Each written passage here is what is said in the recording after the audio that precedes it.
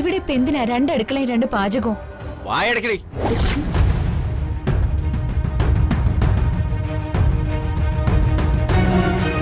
നീ ഇവിടെ പ്രഭാഷണം നടത്താൻ വന്നാലല്ലോ. ഈ വീട്ടിൽ രണ്ടടുക്കളയോ നാലടുക്കളയോ ആയിക്കോട്ടെ, അത് ഞങ്ങൾ നോക്കിക്കോളാം. പ്രകാശേട്ടാ, സ്വന്തം ഉത്തരവാദിത്തങ്ങളിൽ നിന്ന് ഒളിച്ചോടാൻ ഏറ്റവും എളുപ്പമായ മാർഗം രണ്ടടുക്കള. അതാ പ്രകാശേട്ടൻ ഇപ്പൊ ചെയ്തത്. എന്റെയും എന്റെ കുടുംബത്തിന്റെയും ചെലവ് വഹിക്കാൻ പറ്റില്ല എന്നൊരാൾ പറയുമ്പോ ഞാൻ എന്താ കടിച്ചു തൂങ്ങി കിടക്കണോ?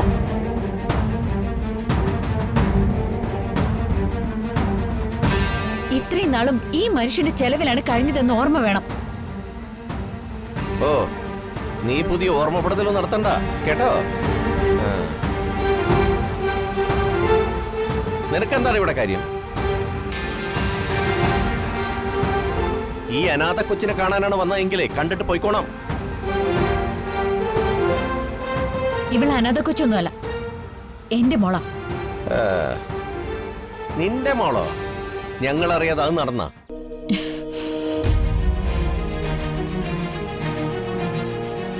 നിന്റെ കാര്യത്തിൽ അതും നടക്കും, അതിന്റെ അപ്പുറവും നടക്കും.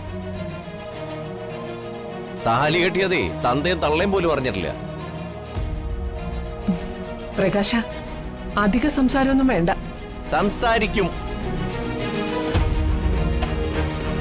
ഈ വീടിനിപ്പോ വാടക കൊടുക്കുന്നത് ഞാനും കൂടിയാ. ഞാൻ വാടക കൊടുക്കുന്ന വീട്ടിൽ നിന്ന് ഇഷ്ടമുള്ളത് ഞാൻ വിളിച്ചു പറയും. അല്ല, നീ എന്തിനാ വന്നേ?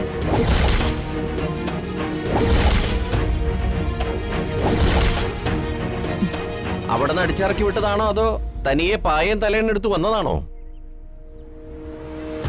ഏതായാലും നിന്റെ കഴുത്തിൽ അറിയാതെയാണെങ്കിലും താലി കെട്ടിപ്പോയതിന്റെ കുറ്റബോധം കൊണ്ട് നീറുകയാണ് ജഗൻ.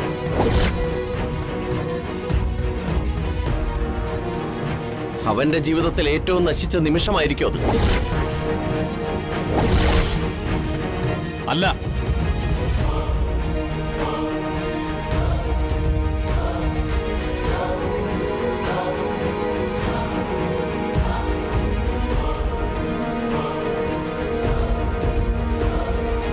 അവിടെയാണ് അളിയന് പഴച്ചത്. സ്വന്തം കൂടപ്പിറപ്പുകൾ പോലും ശാപം പിടിച്ചുവിടുന്ന വിധി എഴുതിയ ഈ വന്ദന ജഗന്റെ പുണ്യ.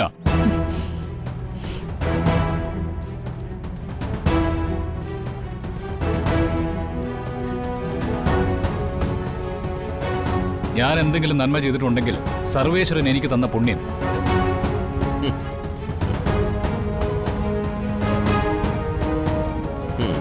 പുണ്യമാണോ പാപമാണോ എന്നൊക്കെ വഴിയെ ബോധ്യപ്പെട്ടോളൂ.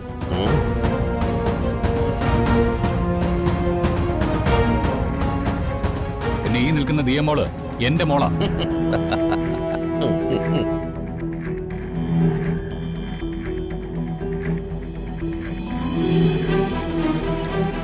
അളിയന്റെ ചിരിയുടെ അർത്ഥം എനിക്ക് മനസ്സിലായി. സ്വന്തം രക്തത്തിൽ പിറന്നു പറഞ്ഞിട്ട് കാര്യമില്ല അളിയ. ഒറ്റ അടുക്കളയും ഒറ്റ മനസ്സുമായിരിക്കണം. എന്നാലേ ആ ബന്ധങ്ങൾക്ക് അർത്ഥമുണ്ടാവും.